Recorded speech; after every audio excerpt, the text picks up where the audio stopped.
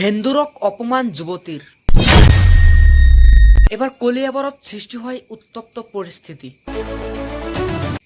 নমস্কাৰ, আপোনালোকে চাই আছে আছাদুল ইনফৰমেশ্যন 07। মই আছাদুল আপোনালোকক পুনৰবাৰ অন্য এটা নতুন ভিডিঅ'লৈ স্বাগতম জনাইছোঁ।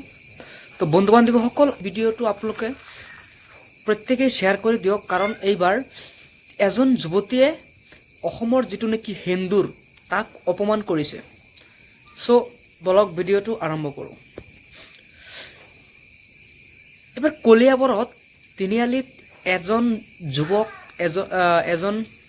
এজনী মহিলা যুৱতীগৰাকীৰ পিতৃ তিনিগৰাকী আহি উপস্থিত হয় মধ্য অসমত। চ' তেওঁলোকে নিজৰ নিজৰ টাইটেলসমূহ নাজানে, উপাধিটো নাজানে। তাৰ ফলতে বীৰলাচি থানাৰ কেইজনমান যুৱকে আহি তেওঁলোকক সোধপোছ কৰে। তেওঁলোকক কয় যে তোমালোকৰ নাম কি। যুৱতীগৰাকী কৈছে যে তোমাৰ নাম কি। যুৱতীগৰাকী মানে মূৰত শিৰত হিন্দুৰ লগাই মংগলসূত্ৰ পিন্ধি আহি মানে হিন্দুৰ পৰিচয় দি এতিয়া আটক হৈছে। চ' লাচিত সেনাৰ সোধপোছৰ পিছতে তেওঁলোকৰ সত্যটো ওলাই আহিল। তেওঁলোক সঁচাকৈ মিয়া, খিলঞ্জীয়া মিয়া নহয়, মুছলমান নহয়। চ' তেওঁলোকে মিয়া বুলি পৰিচয় হৈছে, কিয়নো ছোৱালীজনীক যেতিয়া সুধিছিল যে তোমাৰ নাম কি, ছোৱালীজনী এজনে প্ৰথমে কৈছিল মোৰ নাম অনু, তাৰপিছত কৈছে যে হাছিনা। তো এনেকুৱা সোধপোছ কৰাৰ পাছত, ভয় দেখুওৱাৰ পাছত শুদ্ধ উত্তৰটো দি দিলে হাছিনা বুলি। তাৰ পাছতে ল'ৰাজনক সুধিছে যে তুমি ক'ৰ পৰা আহিছা।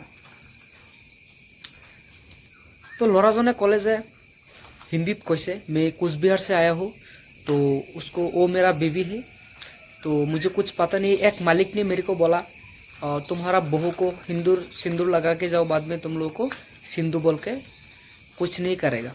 तो इसलिए वो लोग ऐसे किया। तो আপোনালোকে গমেই পাইছে। তাৰ পাছতেই উত্তপ্ত পৰিস্থিতিৰ সৃষ্টি হয়। ইফালে চাৰিওকাষে উচ্ছেদ চলি আছে, সিহঁতে এই কথাটো গম পায়। তাৰ পাছতো এইদৰে তেওঁলোকে এনেকুৱা প্লেনিং কৰি আহিছে মধ্য অসমত কলিয়াবৰত। তাৰ ফলত আটক হয়, মানে ধৰা পৰে বীৰলাচি থানাৰ যুৱক কেইজনমানৰ হাতত। এনেদৰে সোধপোছ কৰাৰ পাছত তেওঁলোকে ধৰা পৰিছে মিয়া বুলি। তাৰ পাছতে তেওঁলোকক আবদ্ধ কৰি ৰাখে। পিছত ল'ৰা আৰু ছোৱালীয়ে কাণত ধৰি উঠা বহা কৰে, ক্ষমা খোজে, কাৰণ তেওঁলোকে সঁচা সত্যটো প্ৰকাশ কৰি দিলে যে তেওঁলোকে আচলতে মিয়া বুলি। তো তাৰ পৰা তেওঁলোকক লাচিত সেনাসকলে যুৱককেইজনে তেওঁলোকক মানে ভালদৰে বুজাই দিয়ে যে এনেকুৱা কৰিব নালাগে। নিজৰ উপাধিটো নাজানে, মানে অলপ লাজ দিছে। তো সেইকাৰণে মানে তেওঁলোকক আটক কৰে।